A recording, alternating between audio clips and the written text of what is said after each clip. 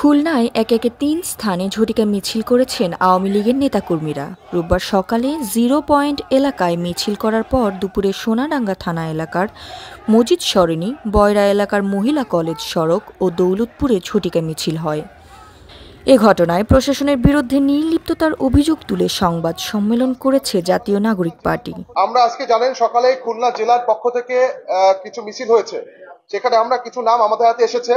আমরা গোয়েন্দা সংস্থাকে যথাযথভাবে যাচাই বাছাই করে এটা দেখার অনুরোধ করছি। এক নং জলমা ইউনিয়নের ভারপ্রাপ্ত চেয়ারম্যান দেবাব্রত দেবু ওরফে দেবু ঠিকাদার, মোহাম্মদ আলম হাওলাদার পিতা মৃত আব্দুল মান্নান হাওলাদার, দিলীপ রায় পিতা মৃত দীনবন্ধু রায়, রেজাল হাওলাদার পিতা মৃত আলী আহমেদ হাওলাদার, সোহাগ যুবলীগ নেতা টুথপাড়ার দিক থাকে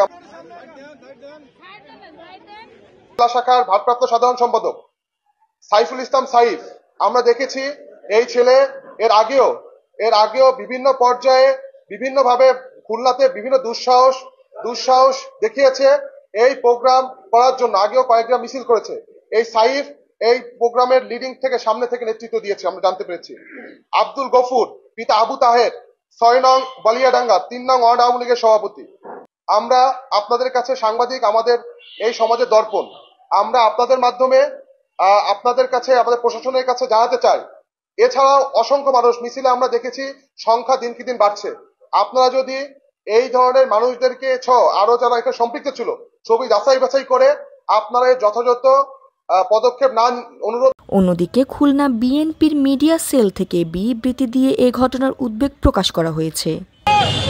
সারা বাংলাদেশে রাজ্য করার জন্য আওয়ামী লীগ যে পায়তারা করছে, সেই পায়তারা ঢুকে দেওয়ার জন্য খুলনা মহানগর ছাত্রদল, স্বেচ্ছাসেবক দল এবং যুবদল ঐক্যবদ্ধ।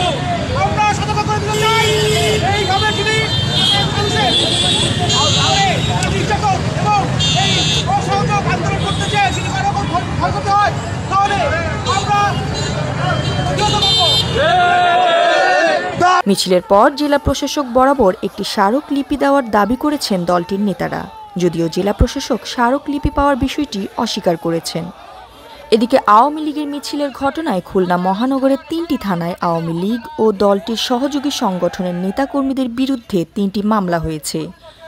সোমবার পুলিশ বাদী হয়ে নগরের হরিণটানা, খালিশপুর ও আড়ংঘাটা থানায় মামলা ৩টি দায়ের করেছে। মামলায় নাশকতার অভিযোগ আনা হয়েছে। মামলা ৩টিতে ৩৯ জনকে গ্রেফতার দেখানো হয়েছে।